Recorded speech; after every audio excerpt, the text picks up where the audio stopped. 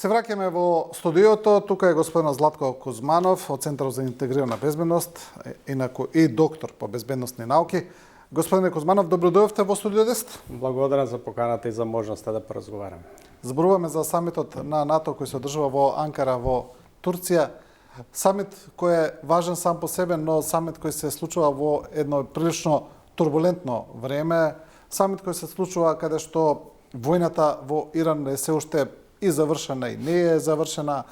Со НАТО, со организација која се соочува со доста предизвици, со незавршена војна во Украина и се разбира со оној X-фактор наречен Доналд Трамп. Па еве вака сето тоа заедно што може да што отприлика се очекува од овој самит? Вака, видите, овој ден излегува веќе некои предвидувања, надписи и така натаму, или она официјално што го представува раководството од Брисел, од НАТО. Тука се наметна она официјално што се кажува дека ќе бидат главни теми и ќе видиме, бидејќи самитот денеска започнува, утре завршува, па утре ќе има на крај, нели, секогаш има некоја завршна декларација или изјава во која ќе бидат офатени сите тие клучни точки. Начелно тежешно би било околу 3 теми. Пред се продолжување на вооружување, пред зголемувањето на буџетите за одбрана пред се во Европа.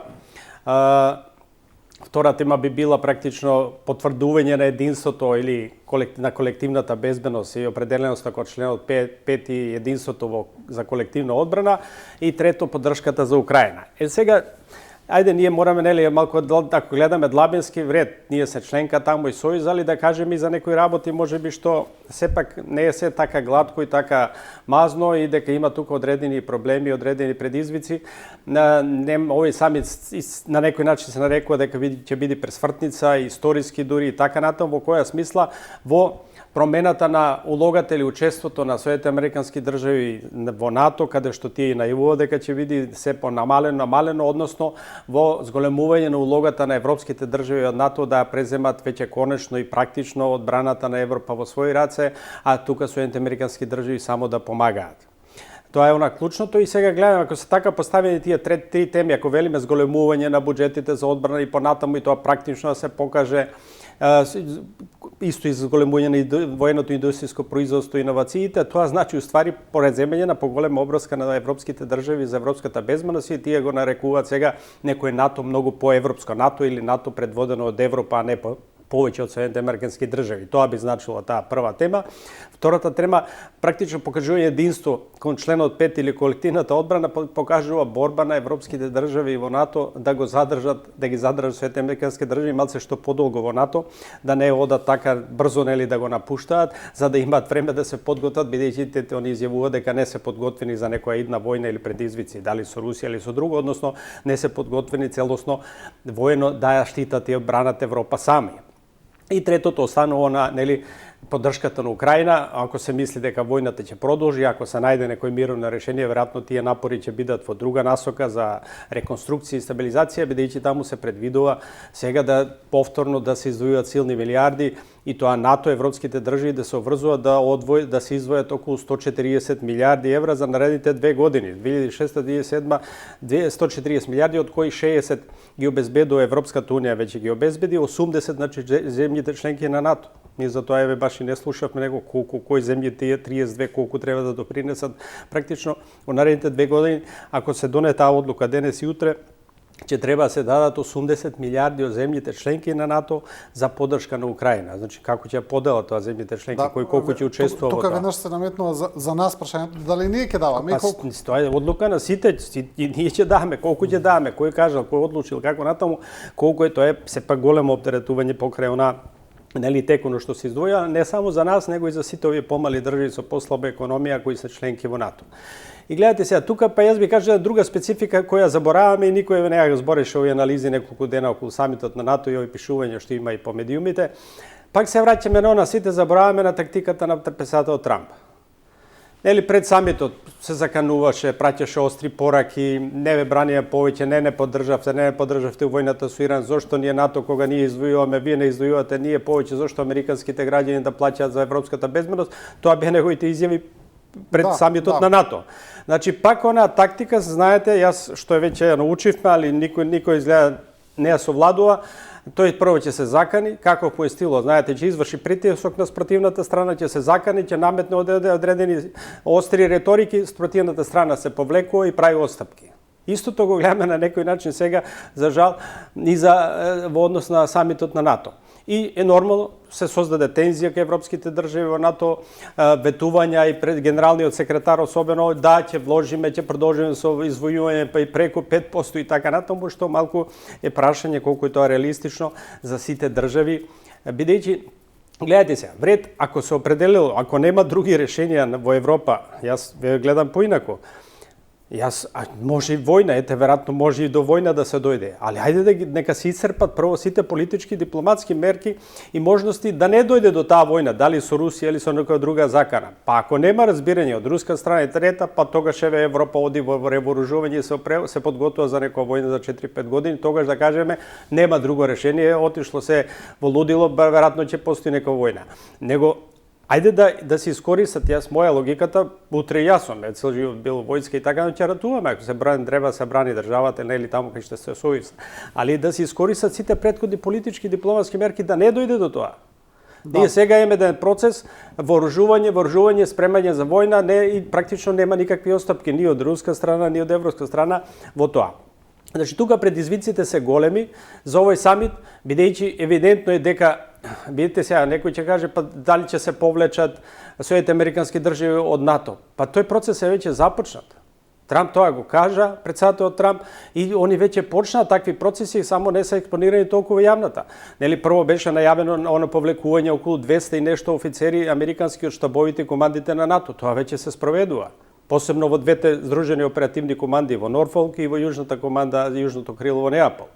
Најавени се у наредните 6 месеци ревизија на силите на Соединените американски држави на европско тло, каде што се намалува за 30-40% борбените авиони, стратешките борбени авиони, подморниците.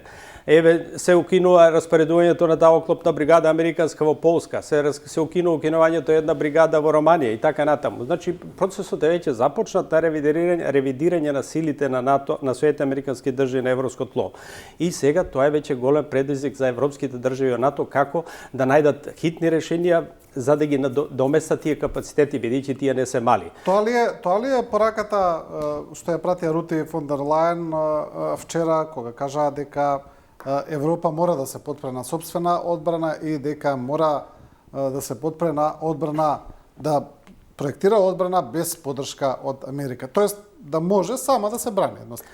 Да, во таа насока и видите сега тука се под прашање, може ли според вас Европа е малку поширок поем од Европска унија, бидејќи тука по дефолт спаѓа и Велика Британија. Затоа велам Европа. Може ли Европа тоа да го направи сама според ваше мисли? Тие донесоа почетни одлуки да одат во таа насока. Соединените американски држави, администрацијата велат не, тоа не е доволно, врши притисок да се тоа зголемува. Европските држави и секретарот генерал ветуваат и со овој самит се ветува да ќе се продолжи со практични мерки, да се продолжи тоа да се зајакни уште повеќе да се издвојува, да ги уверат стратешкиот партнер од Соединените американски држави, најголемиот партнер во НАТО, дека тоа Европа еве го прави со практични чекори, посебно во тој дел не е само издвојување на буџетот, нели во зголемување на военото индустријско производство кај што има големи проблеми. И во иновациите, и во здржувањето на ресурсите, бидејќи Европа со овие капацитети што ги сега има за производство на вооружени системи не може да стигне во наредните 5 години тоа да го произведе она што и фали, бидејќи пред тоа се подпирало. И тука се 4-5 клучни области кои се однесуваат на таа европска безбедност што недостасуваат и во противракетната одбрана, и за одбраната од дронови, и за фазивното делување со дронови, и тука и вселенската одбрана, така натаму, тоа се области каде што доправо мора да се вложува, а нема капацитети. Овие индустријски војни капацитети во Европа, Британија, Германија, Франција, овие поголемите кои произведуваат Италија, веќе имаат нарачки за 5-10 години и пребукирани. Се не може да стигнат тоа да го направат, да наредните 10 години се направени нарачки. Силни милиарди се одобрени за да се произведуваат вооружени системи, посебно тука овие ракетните системи, па за среден или за подолг рок. Бидејќи сега Соединените американски држави, нели во оваа повлекување или нивно редефинирање на силите во Европа, најавија дека на Германија нема да ги испорачат нели оние патриот системи кои се за средна делување за противракетна одбрана на средни и далеки на подалеки домет. Тука тоа се скапи системи кои не може да ги обновите одма.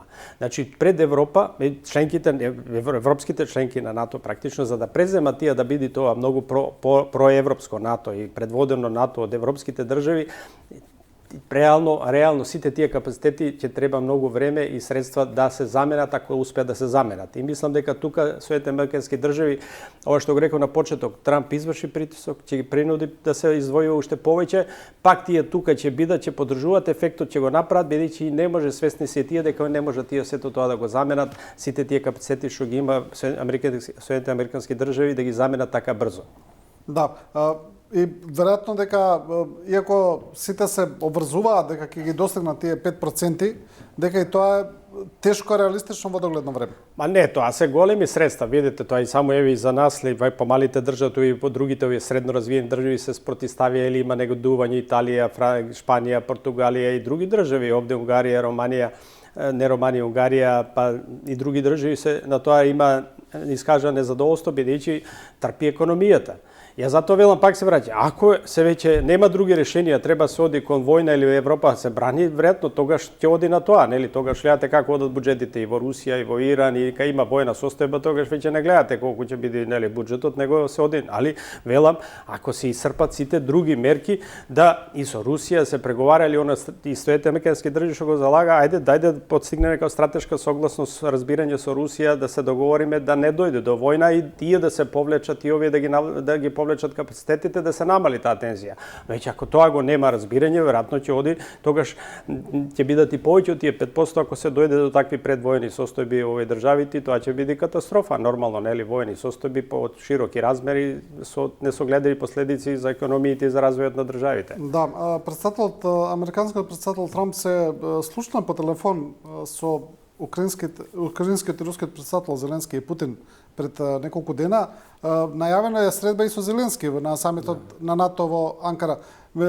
Трамп најави дека после потпишувањето на мировен договор со Иран, кој патем се уште го нема, ќе разговараме и за тоа, дека ќе се посвети повеќе на Украина.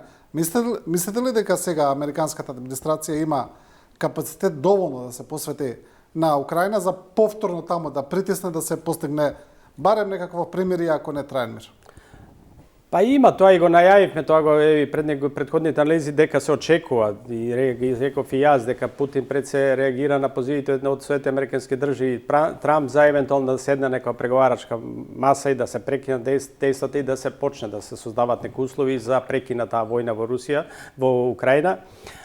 Да, он се видите сега на 4 за денот нели на независноста веќе разговараше тој со Путин телефонски, да разговарале 3 сати 30 минути, 90 минути, одма после тоа разговарале со Зеленски телефонски. Значи ова е сега договорена средба од некниот пети да се видат и денес, односно утре да овде во Анкара да разговараат практично за тоа, бидејќи веројатно во телефонскиот разговор Путин Зеленски искажале желба или спремност да седнат да се отпочнат преговори да се прекинат тие борбени дејства и тоа ќе сега биде обидот на председателот Трамп кој денеска исто најавуваше има расположение и така натаму да може тоа да се случи, односно да се отпочне одново тој процес, да се пратат тие представниците од Соединетите американски држави и во Киев и во Москва и да отпочнат повторно да разговараат за некој нацрт мировен договор каде што се споре околу оние точки да ги отпочнат тие преговори што ги прави и пред тоа. И мислам дека тоа ќе оди во таа насока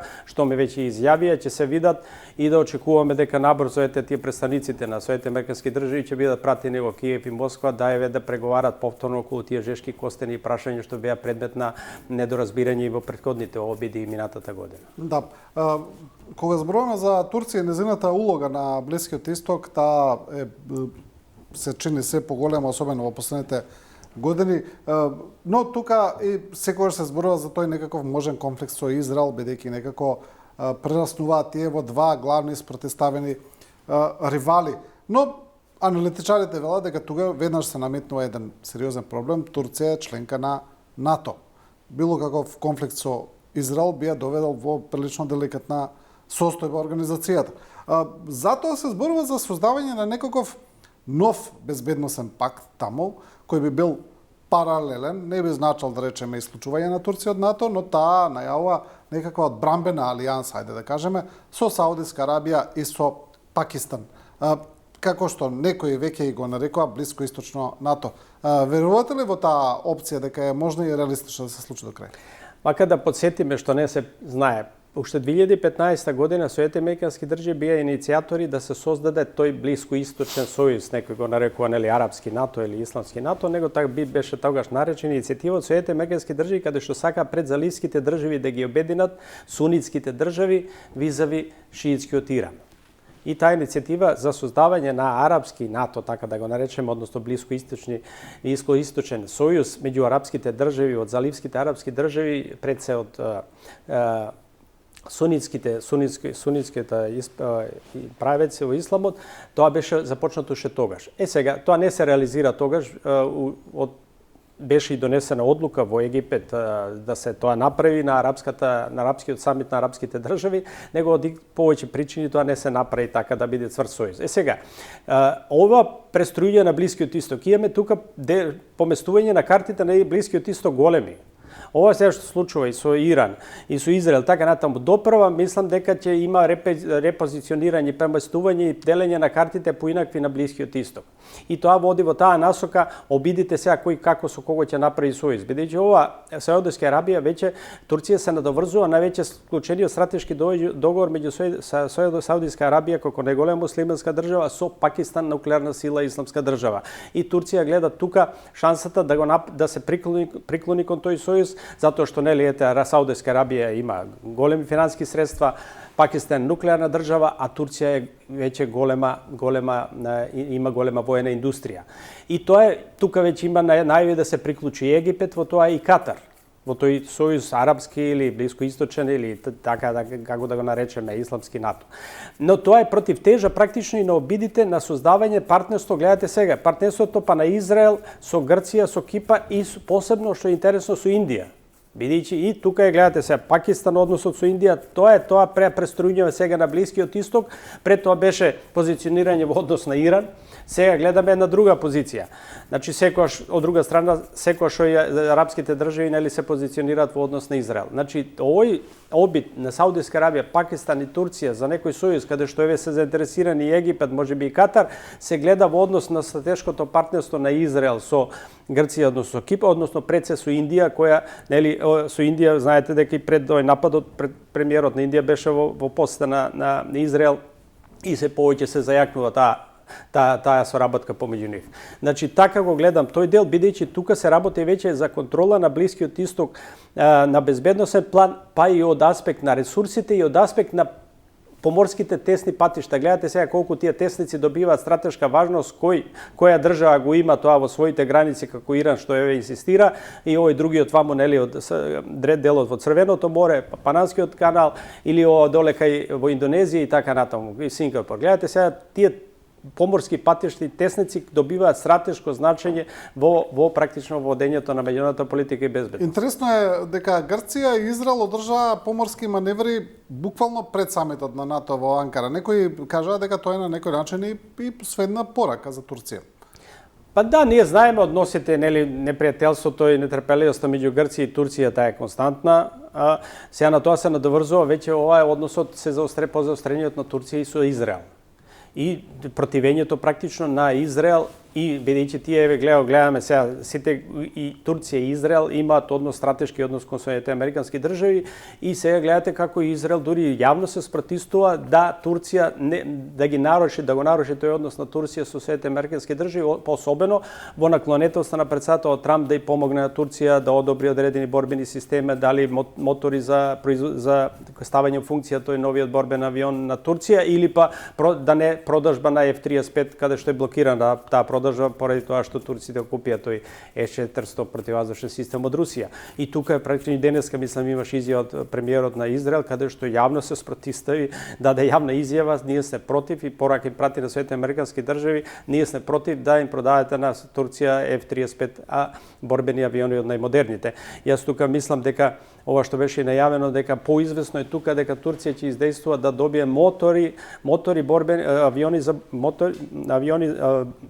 авиони за борбениот авион кој го произведуваат новиот од пета генерација и тука да им биде нив практично главното тоа каде ќе развијат својата војна индустрија и тука се очекуваше нешто беа најави дека може и тоа да се одобри, али немаме уште таква одлука дали Соединетите американски држави ќе одобрат да извоз негде околу 80 се спомнуваат авиомотори за борбениот авион на Турција кој е веќе прототип направен, веќе има и некои нарачки од Индонезија и Турција и така натаму, али немаат тоа е истиот авион сега што го користат прототипите Кан, борбениот авион на Турција се истиот тој мотор кој се користи за F-16 борбените авиони. Кога сме во регионот и војната во Иран која како што кажав се уште не е целосно завршена, денеска прочитав дека имало некој напад ракетен врз некој танкер тамо, имаме некоја чудна ситуација, подпишан тој меморандум за разбирање. Сега траат преговорите помеѓу Соединетите американски држави и Иран, добиваме контрадикторни информации во однос на тоа кој што добил, кој што ќе добие, кој што има и така натаму, но голем дел од светските аналитичари се согласни дека сега после интервенцијата, која не знаеме дали е целосно завршена, дека Соединетите американски држави фактички од ова барем што се гледа не добиле ништо посебно. Особено е интересно што Иран се уште зборува дека тие ќе наплаќаат за Хормуз, дури велат пријателските земји нема да плаќаат, други ќе плаќаат, иако Соединетите американски држави кажат дека инсистираат пролазот да биде слободен. Нуклеарниот договор со Иран е се уште нејасен, не знаеме кои ќе бидат контурите, што ќе добиеме, дали ќе биде исто како претходно со претходниот нуклеарен договор кој беше склучен со претходна американска администрација. Прилично конфузна ситуација имаме, ми се чини. Сега во моментот практично и со ова организирање на овој погреб кој е плански направено и така натаму да се мобилизираат масите во Иран, да се покаже единство на државата, дека отпорот продолжува и така натаму, сето тоа покрај она што ете да се изврши тој погреб, има секако тато е организиран на тој начин, односно практично се користи, двете држави користат да купат време. Точно е тоа дека сите тие цели не беа остварени од страна практично и Соединетите американски и Израел, а од друга страна Иран претрпе тие штети што ги претрпе, но секако не беше поразен. Сега двете страни купуваат време, бидејќи гледате сега, практично Хормушкиот теснец Иран свати дека за време на војна, бидејќи кога и за време на изборбените дејства, тој Хормушки теснец како асиметрична алатка им помогна да се спротивстават со затварањето, да се спротивстават практично на големата војна сила, тој нема тоа да се откаже па ни во овој мирновремени услови да го користи Хормушкиот теснец како алатка и за издействување што подобри услови во мировните овој преговори. Така да тоа е јасно и ќе инсистираат на тој суверенитет, еве се договараат и со Оман да направиле еве и денес некој заеднички центар кој велат за контрола, за помош, за еколошка заштита, уствари за да се издействува, да остане она нивното, да наплаќат на некој начин и да го обезбедуваат преминот тие да одговараат, бидејќи тоа е тој цена да се протега во тие нивни територијални води, а таму тој мал премин па веројатно практично и не постојат тие меѓународни води или каде што може да се исклучи нивниот суверенитет и да не плаќаат сите тие, бидејќи толку многу бродови поминуваат со нафта и со други производи. Така да, тука закочен е процесот, условите, видите, меморандумот за разбирање е толку лабава рамка, тој не е договор за мир, каде што тие 14 члена се толку условувачки и комплицирани, каде што е наведено дека ќе одиме чекор по чекор, додека не се заврши и исполни еден од тие условите, не може да се премине на другиот. Значи тој ќе биде макотрпен процес каде што може да дојде до прекин на тие преговори, па дури може да дојдат и повремени ескалации, вооружени напади, така подно обиди за да се започнат, да се продолжат преговорите и така натаму. Мислам дека тој процес на тој начин ќе оде посебно, па и после овие јавни пораки сега на овие масовни собири во Иран, каде што беа повторно кажани тие закани кон Израел кон Соединетите Американски држави и така натаму, што не укажуваат на мир, односно на продолжување на тоа непријателство и што е многу лошо и ги оптеретува овие разговори во наредните 6 дена кои беа предвидени, бидејќи ако сакате постигнете некој мирен договор врз основа на тој меморандум за разбирање, вакви пораки сигурно нема да помогнат. Вред тоа е искористено за подигање на населението во Иран, така натаму, единството, поддршката и да добијат практично поголема поддршка и преговарачите во понатамошните тие преговори за овие 20 дена да издржат со условувањето да не попуштат за секој член кога ќе преговараат од меморандумот. Да, кога зборуваме за погребот, интересно е најавија околу 100 или повеќе од 100 земји учества на погребот на Хамнеи, кој треба да трае околу недела дена, месечини, ке се шета низ цел Иран, но ке се шета и низ Ирак, и значи ни соседни држави ќе се покажува едно, да речеме, зоната на влијание на Иран, каде што треба да се искористи тоа за едно мобилизација на населението, јавното мислење и така натаму, да се покаже целиот тој отпор. Но интересно е како што кажав, 100 земји најавија сепак учество, меѓу кои делегација на Саудиска Арабија, на Турција, нешто што сепак вела дека е дипломатска победа за Иран, бидејќи на тој начин Иран и враќа на Америка дека не само што не се изолирани, туку имаат и силна поддршка во светот. А тоа е во она насока, видите се, арапските држави, она што го имаат односот кон Израел, сигурно дека арапските и израелските држави овде па и Турција не сакаат Израел да доминира во тој Блиски Исток. И тоа е сигурно, колку и да тие бидат поддржани од Соединетите Американски држави или да овие држави има раскол меѓу сунитите и шиитите кон Иран од останатите исламски правец, секогаш тие на некој начин ќе се солидаризираат, а нема да дозволат да Израел доминира во тој блискоисточен регион. И во таа насока сепак ќе се вратиме на овие идни сојузи што ги рековме пред малку, овој во однос на Турција, Саудиска Арабија, Пакистан и она Израел што го прави, па и каде ќе се позиционираат и останатите залевски арапски држави.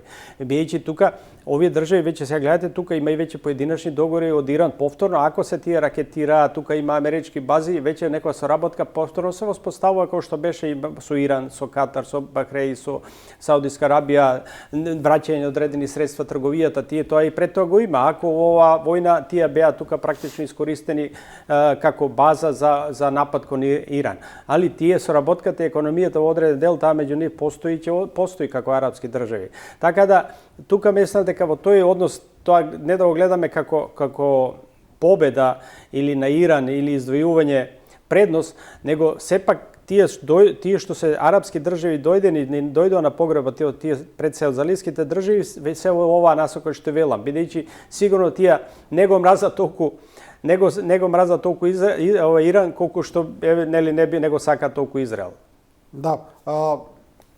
Кога зборуваме за Иран, не знам дали сте го гледале тој професор Ѓијанг, кој стана популарен некако во светот со неговите предвидувања уште пред интервенцијата, каде што тој тврдеше дека сигурно нема да успее интервенцијата и ги кажуваше своите аргументи дека режимот нема да биде сменет, дека и кажуваше зошто. Сега тој вели ова што отприлика вие го кажавте, вели ова е само купување време, вика, на администрацијата на Трамп. Вика, јас сум сигурен дека ќе има и копнена интервенција.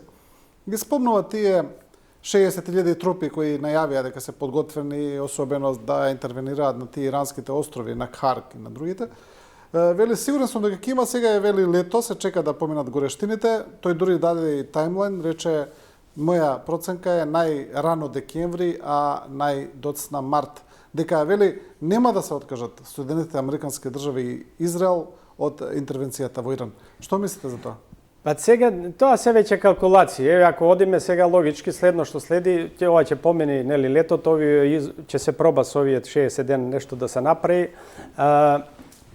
следат изборите меѓу изборите во Соединетите Американски држави. Да не забораваме, бидејќи без оглед на самостојноста во одлуките на претседателот Трамп, тој зависи на некој начин од Конгресот и од Сенатот. Имавме тука, знаете, 2-3 веќе резолуции каде што сакаа да го стопира, да не сме да војува, да употребува силата, па преку ноќ сменија таа резолуција со теско мнозинство. Престојат избори, меѓу избори за Сенатот и Конгресот и Соединетите Американски држави. Не се знае кој ќе биде распоред на силите после тоа. Ако до тогаш не се направат одредени борбени дејства, тогаш ќе се чекат после тие избори. А ќе се знае после тие избори дали ќе имат демократите мнозинство или републиканците. Ако имаат мнозинство демократите, тоа нормално дека ќе донесат повторна резолуција и ќе му забранат да употребува војската во војни дејства без одлука на Конгресот. И веќе тука имаме јасна слика. Ако победат и имаат мнозинство републиканците, тогаш се е можно, нели? Али тоа велиме од октомври, ноември. Исто избори се очекуваат и во Израел, нели сега. Така да такви предвидувања сега да не шпекулираме, да се врзуваме за она што е реално. Ово е реалното. Мислам дека на некој начин до големи борени дејства не би требало да дојде до тие избори, меѓу избори во Соединетите Американски држави. Може вака споредични ракетирања, проблеми како што реков, прекини. А за коптена офанзива сега, знаете, тоа не е така лесно да изведувате. Ние сега кога имавте концентрирани сили, сите тука беа во регионот донесени, беше интензитетот на борбените дејства на највисоко ниво, тогаш се прават тие такви операции. Вие кај ќе повлечете силите, залихите и испразните, не може да планирате така лесно коптена офанзива, посебно не ова што реков на Иран, каде што е таа комплексна. Значи тоа не оди така лесно и да некој планира таква офанзива, тука минимум 6, 7, 8 месеци треба да правите подготовки, да довлекувате сили, средства да ги полните магазините и така натаму, за да тоа да го успеете и една напомена друга. Овој затише, јас нели бејќи кога реков пред 2-3 месеци дека ова нема долго да трае, од тие причини, посебно економските, и не може и да трае долго и за Иран, ни за Соединетите Американски држави, и посебно затоа што, гледате, сега се даде 2 месеци да се обноват, бидејќи настана голема криза, да се обноват стратешките резерви на нафта, потрошените на нафта и плин. Бидејќи трпеа сојузниците и во Азија и во Европа на Соединетите Американски држави. Не трпеа толку Соединетите Американски држави и Русија од недостатокот на нафта и плин. Трпеа сојузниците. И обично резервите за државите ги имаат околу 2 месеци. После 2 и нешто месеци се одблокира тоа, сега се наголемо се полнат резервите, повторно државите ги полнат своите залихи што ги истрошиле и резервите, па ќе видиме за 2-3 месеци ако го наполнат, кога ќе наполнат, дали пак ќе се решат, ќе дозволат или ќе се противат на овие актери што ја водат војната овде, тоа да се направи, бидејќи шоковите за светската економија беа големи, така да не може тоа во недоглед да се оди да се прават такви економски штети на економски план. Да. И добро, уште за крај, ние зборувавме за војната во Украина, отприлика што може да се очекува. Мислите ли дека, еве, гледаме дека имаме таму една ескалација на состојбите, особено во последниот месец, со едни зголемени напади врз руските нафтени капацитети, врз рафинериите, складиштата за гориво и така натаму, што веќе предизвика една сериозна нафтена криза во Русија. За прв пат рускиот претседател Путин излезе и признае дека е тоа така. Мислите ли дека овој притисок кој Украина го прави, а кој имаше информации дека е договорен со Трамп на некој начин, ќе може да го примора рускиот претседател да седне да преговара овој пат? Да, тоа беше најавата дека таа нов пристап стратегија на асиметрично војење во длабочина на руска територија и со правење штети во инфраструктурата да го принудат Путин да седне на маса. Веројатно на некој начин ни вродува вродило со плод, но знаеме дека и можностите на Русија да возврати со јаки системи е голема, па ја гледаме сега тие штети и она што ги прави. Значи тоа можеби не е сега тоа решението сепак пак военото, него да се седне на преговарачка маса. Јас реков дека Путин пред се веројатно очекува без оглед на повиците на Украина, повиците од Европската унија, тој сака повика од Соединетите Американски држави или големите сили. Бидејќи мислам дека прашањето за Украина за него не сака да разговара кој она што го разговараа Аљаска кога беа заедно. Не зборат само за Украина. Не зборат само за решавање на ова војна. Русија сака да се седнат со Соединетите Американски држави, веројатно и Европа, да се договорат, да направат меѓународен безбедносен договор што понатаму за европската безбедност, за нивниот сооднос, геостратешкото позиционирање, интересите до кои каде ќе се протега, до каде ќе навлегува со Сојузот или нема да застане ширењето на Сојузот и сите оние безбедности елементи кои влијат на таа линија на разграничување, дали ќе да повлекување на силите, да се намали намали тензијата, да се повлечат ракетните системи, да дојде до релаксација на безбедноста во Европа, или ќе продолжи кога што го рековме преска на почетокот, дека нема таков договор да се постигне, и тоа значи оде некоја идна војна, многу скорашно идна војна во Европа. Мислам дека тоа сака Русија, да се умеша по-сериозно Соединетите американски држави, па и други тука, и Кина и така натаму, и да се посредува една голема меѓународна конференција за поширок договор за безбедноста во Европа, а не само за прекина војната во Украина. Да, добро, таа војна во Европа многу се зборува за тоа, ние само се надеваме дека до тоа нема никогаш да дојде, дека сето тоа ќе остане само на зборови и да се надеваме на студена војна. Господине Кузманов, ви благодарам за овој учество. Благодарам на поканата. Со ова го завршуваме и вториот дел, почитувани гледачи, продолжуваме со Боријан Павловски од организацијата ЕСЕ, координатор за јавно здравје и женско здравје.